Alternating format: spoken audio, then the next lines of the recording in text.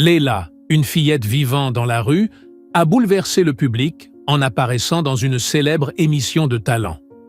Tout a commencé lorsqu'elle s'est approchée du producteur et lui a demandé « Si je chante bien, tu me donnes une assiette de nourriture ?» Une phrase qui allait tout changer. Le public a d'abord ri, les jurés ont douté et le producteur n'avait qu'une envie – l'humilier en direct à la télévision. Mais lorsqu'elle a commencé à chanter, le silence s'est abattu sur le plateau. Et ce qui s'est passé ensuite, personne n'aurait pu l'imaginer. Mais avant de commencer notre histoire, dites-nous en commentaire d'où vous regardez cette vidéo. C'est toujours incroyable de voir jusqu'où nos récits voyagent. Le soleil d'été se levait sur Memphis lorsque Leila Brooks sortit de sous le porche où elle avait passé la nuit. Ses 9 ans pesaient sur elle comme 50, mais ses yeux marrons brillaient d'une intelligence que la rue n'avait pas réussi à éteindre. Elle portait une vieille guitare abîmée, à laquelle il manquait 2 cordes, rafistolées avec un morceau de ruban adhésif. Ce matin-là, une camionnette s'arrêta près d'elle. 2 hommes en costume en descendirent. Le plus grand, lunettes de soleil et sourire figé, s'approcha. « Hé, gamine, tu chantes ?» demanda Douglas Marley, le producteur de l'émission Born to Sing. Leila le fixa un moment sans répondre. Elle scrutait son regard. Il la voyait comme un objet curieux, pas comme une personne. « Je chante, oui, » répondit-elle d'une voix assurée. « Tu veux passer à la télé? C'est une émission de chant. Tu vas devenir célèbre, » dit-il, en échangeant un regard complice avec son assistant. Mais Leila savait reconnaître les mensonges. La rue lui avait appris à lire les gens comme on lit un livre. Dans les yeux de ces deux-là, elle ne voyait ni intérêt pour sa voix, ni envie de l'aider. Il voulait sa misère. Il voulait en faire un spectacle. Mais Leila avait ses propres plans. « D'accord, j'y vais », dit-elle simplement.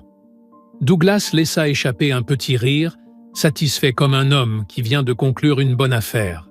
« Parfait. Monte dans la camionnette. On va faire de toi une star. » Pendant le trajet jusqu'au studio télé, Leila resta silencieuse. Les 2 hommes plaisantaient à ses dépens, sur ses vêtements sales, sur son odeur, sur la tête qu'elle ferait sur scène. Elle regardait par la fenêtre, une main discrètement posée sur la poche intérieure de sa vieille veste. Dans cette poche, une lettre soigneusement pliée, protégée par un sac plastique. Une lettre de sa grand-mère, Mildred Brooks. Mildred avait été l'une des plus grandes chanteuses de gospel de Memphis dans les années 60 et 70. Elle avait formé des dizaines d'élèves devenus célèbres.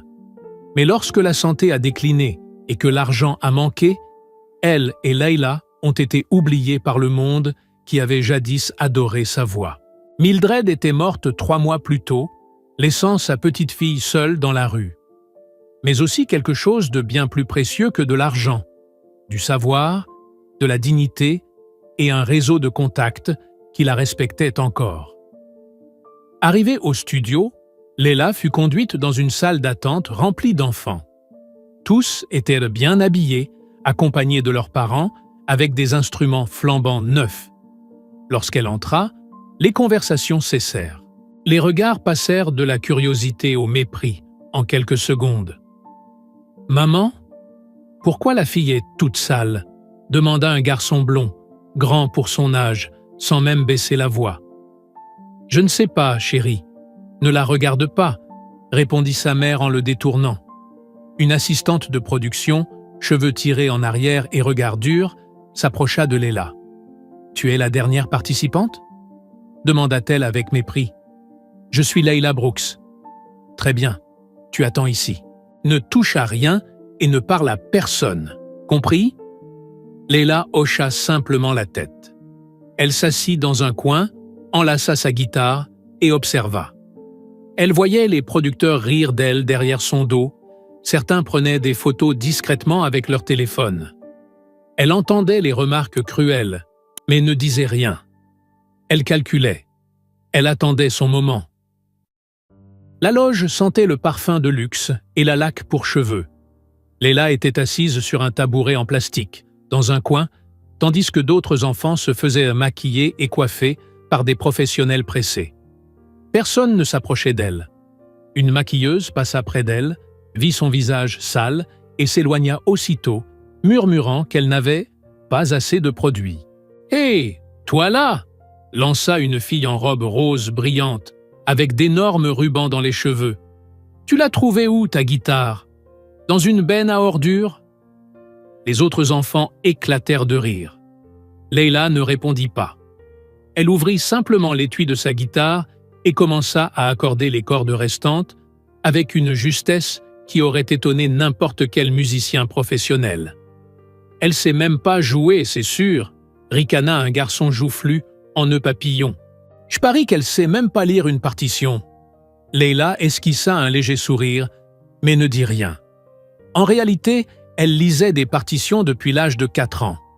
Sa grand-mère avait commencé à lui apprendre dès qu'elle avait su tenir un crayon. Mildred croyait que la musique n'était pas seulement une question de talent, c'était aussi une discipline, une étude rigoureuse, un respect des traditions et le courage d'innover. Douglas entra dans la loge, une tablette à la main, vérifiant l'ordre de passage. « Bon, les enfants, on commence dans 20 minutes. Leila, tu passeras en dernier. Et ne t'inquiète pas, dit-il avec un sourire cruel. On va s'assurer que ce soit un moment inoubliable. » Une fois la porte refermée, Leila ferma les yeux et se laissa emporter par ses souvenirs. Elle revoyait sa dernière scène avec sa grand-mère dans une petite église de quartier. Mildred était déjà affaiblie. La maladie gagnait du terrain, mais sa voix, elle, était toujours aussi puissante. Ce jour-là, elle avait serré les mains de Leila et lui avait dit « Ma chérie, la musique a toujours été notre arme. Quand les Blancs ne voulaient pas nous écouter, on chantait. Quand ils interdisaient nos protestations, on chantait. Quand ils tentaient de nous rendre invisibles, notre voix résonnait dans les rues. Tu as ce pouvoir en toi. N'oublie jamais ça. »« Mamie, j'ai peur d'oublier ce que tu m'as appris, » avait répondu Leila, les larmes aux yeux. « Tu n'oublieras pas. Tout est là. » Mildred avait posé la main sur la poitrine de sa petite fille. « Et là, » dit-elle en effleurant sa gorge. « Et quand ce sera le moment, ta voix saura quoi faire. La musique te guidera. » Un assistant de production entra dans la loge, interrompant ses pensées. « La fille avec la guitare cassée, t'as de la visite. » Leila se leva et suivit le couloir. On l'emmena dans un petit bureau où un homme noir d'une 60aine d'années, cheveux grisonnants et lunettes de lecture, était assis derrière un bureau. Il s'appelait Bill Morrison, directeur exécutif de la chaîne. Quand Leila entra, Bill retira ses lunettes et la fixa longuement. Ses yeux s'embrouillèrent de larmes.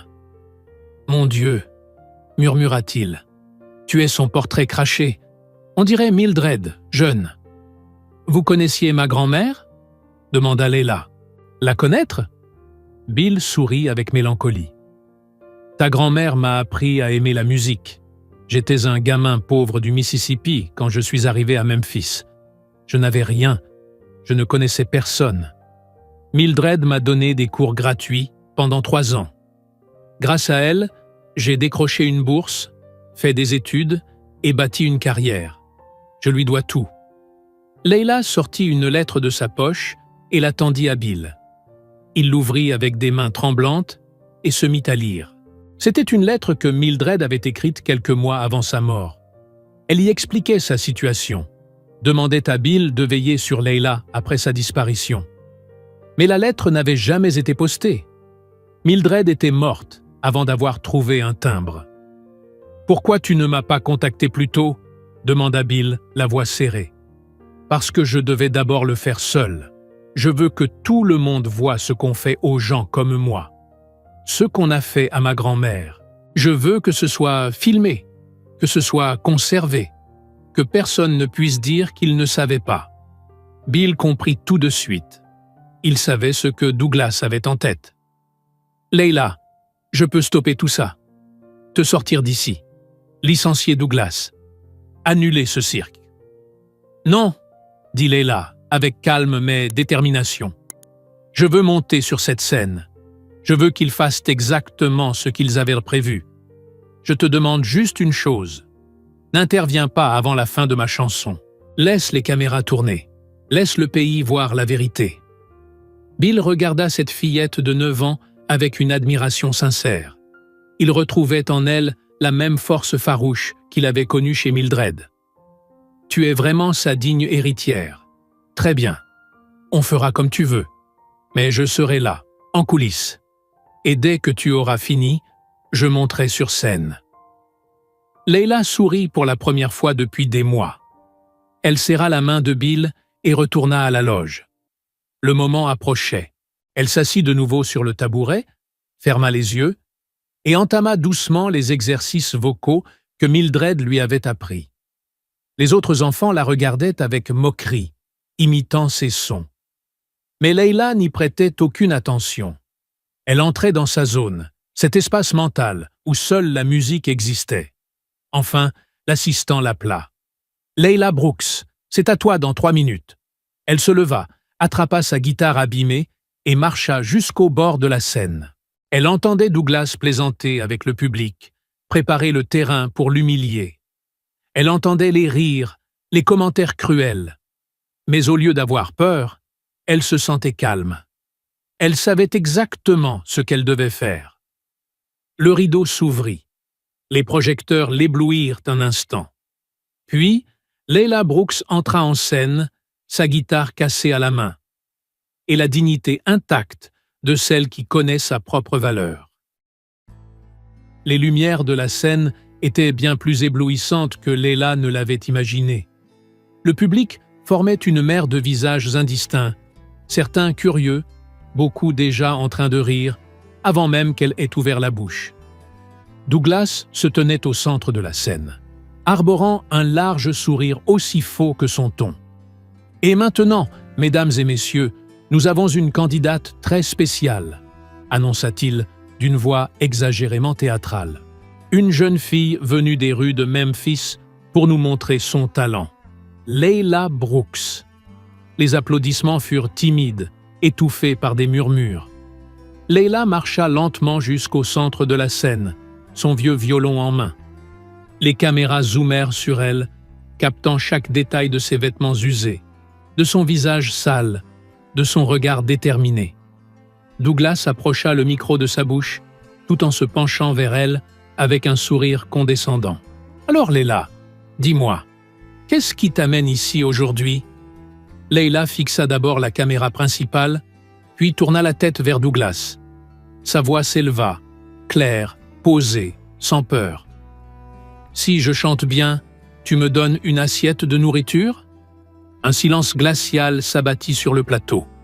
La question était si directe, si brute, si honnête, qu'elle transperça d'un coup toute l'hypocrisie du spectacle.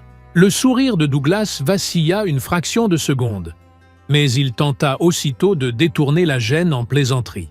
« Eh bien, c'est très direct, tout ça. Bien sûr, voyons d'abord ce que tu sais faire, d'accord ?» Leila ne répondit pas. Elle s'assit sur un tabouret qu'on avait apporté, installa son violon sur ses genoux et commença à accorder les cordes restantes. Le silence était pesant. Le public ne savait plus comment réagir. En coulisses, Douglas donnait des ordres via l'oreillette. « Coupez son micro à mi-chanson. Je veux que ce soit bien gênant, » chuchota-t-il au réalisateur. Mais Bill Morrison se trouvait dans la régie, observant chaque seconde. En entendant ça, il sortit aussitôt son téléphone et envoya un message à toute l'équipe technique.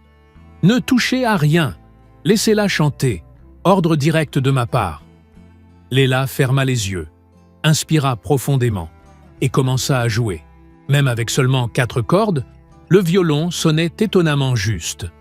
Ses doigts glissaient sur le manche avec une précision impressionnante, dessinant une mélodie simple mais profondément émotive.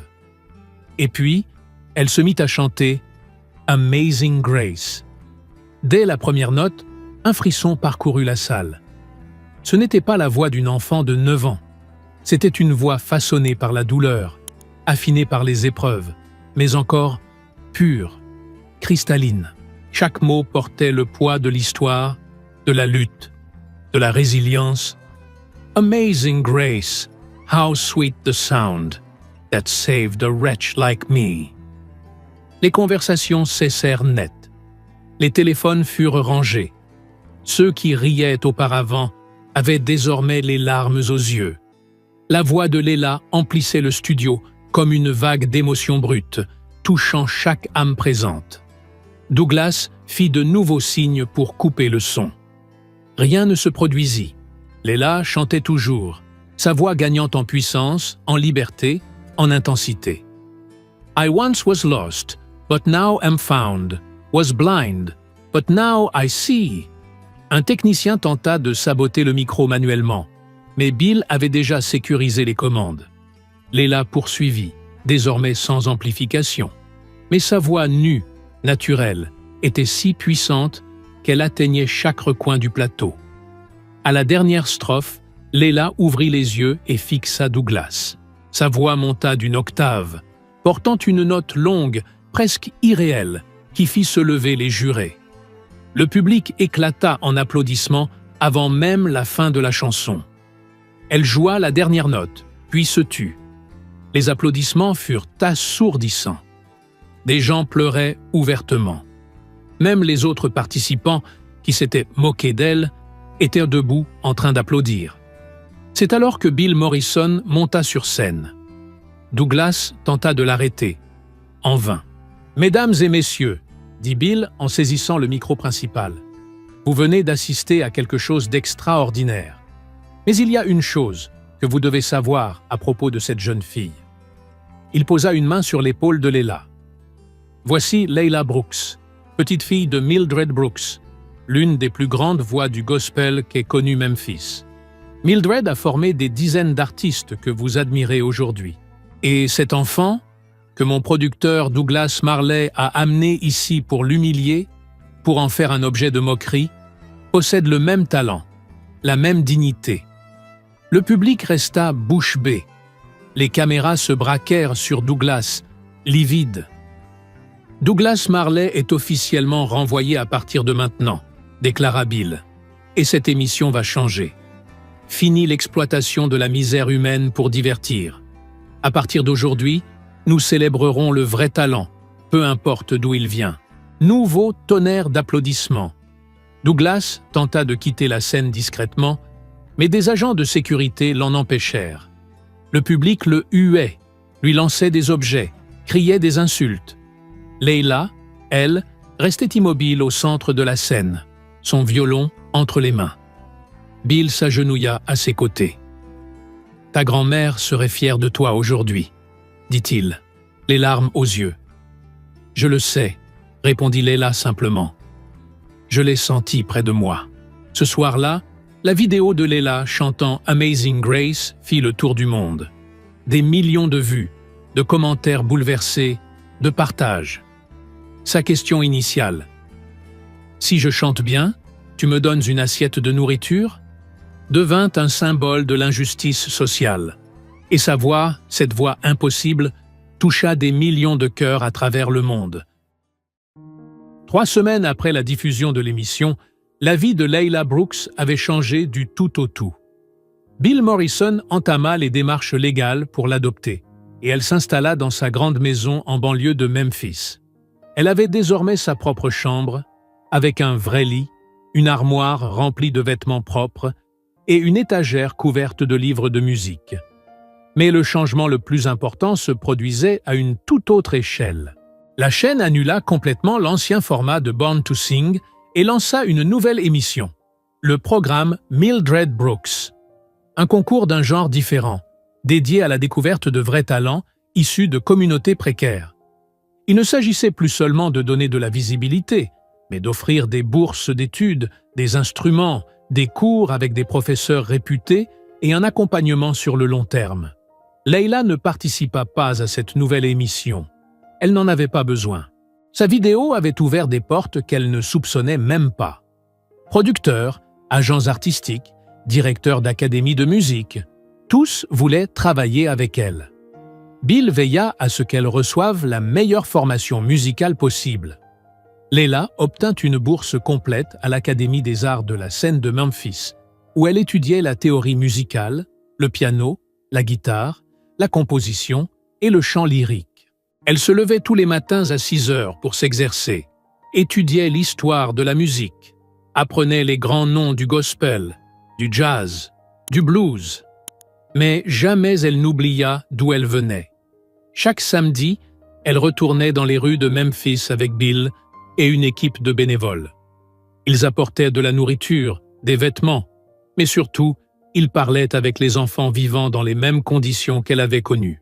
Ils détectaient des talents, proposaient des opportunités, changeaient des vies, une par une. Le mouvement prit de l'ampleur. D'autres villes créèrent leur propre programme inspiré du Mildred Brooks Programme. En un an, plus de 200 enfants avaient bénéficié de bourses et de soutien pour développer leur talent artistique. Quand Layla eut 11 ans, elle reçut une invitation qu'elle n'aurait jamais imaginée. Chanter au Carnegie Hall, à New York, l'une des salles les plus prestigieuses au monde. Le concert rendait hommage aux grandes voix noires de l'histoire américaine. Ce soir-là, Layla se trouvait en coulisses, vêtue d'une robe simple mais élégante. Bill était à ses côtés, ajustant son nœud de cravate. « Tu es nerveuse ?» demanda-t-il. « Un peu, mais mamie disait toujours que le trac, c'est juste de l'énergie qui cherche à sortir. Je vais la transformer en musique. » Lorsque son nom fut annoncé, Layla monta sur scène. Le public n'était pas celui d'un show télévisé. C'étaient des musiciens professionnels, des critiques, des passionnés de musique classique. Mais la réaction fut la même.